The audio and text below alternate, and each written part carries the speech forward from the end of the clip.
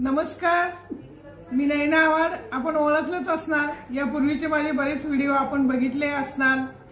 आणि आज खरा खूप आनंदाचा प्रसन्न वातावरणाचा दिवस म्हणजे गणेशाची स्थापना आलेली. गणपती बाप्पा अगदी आनंदाने आपल्या घरोघरी आलेले आहेत.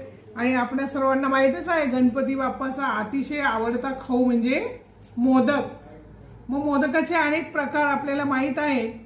आजचा माझा व्हिडिओ माझा स्वतःचा नसणार आहे, मी फक्त सुरुवात तुमच्या समोर करते. पण या व्हिडिओचं विशेष असं आहे की आजच्या या गणपती बाप्पाचे तांदळाचे मोदक जे बनवणार आहे ती माझी 82 वर्षाची आई. बघा, 82 वर्षाची आई ह्या तांदळाच्या पिठीचे मोदक स्वतः सगळे मेहनत करून बनवते आहे. मी शिकले पण आहे, मला येतील पण अशा दिवशी आम्ही मुद्दाम आईच्याच हातचा प्रसाद बनवायला घेतो, कारण हा आनंद वेगळाच असतो.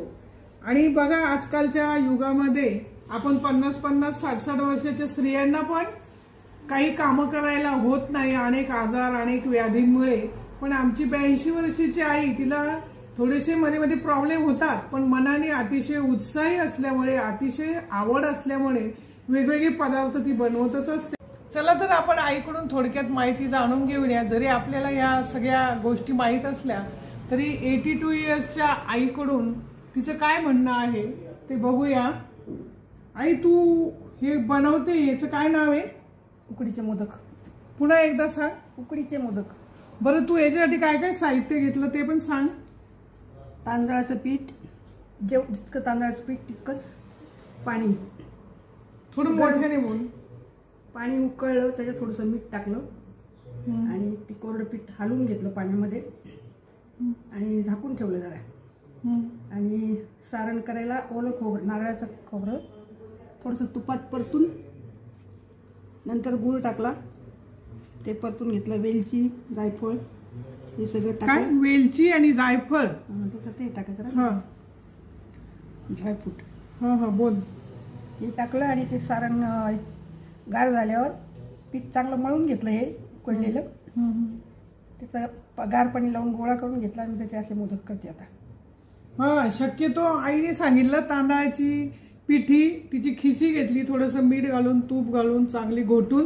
तोपर्यंत तिने नारळ खोवला होता. नारळ खोवून तो परतून घेतला तुपात, त्याच्यात गूळ घातला.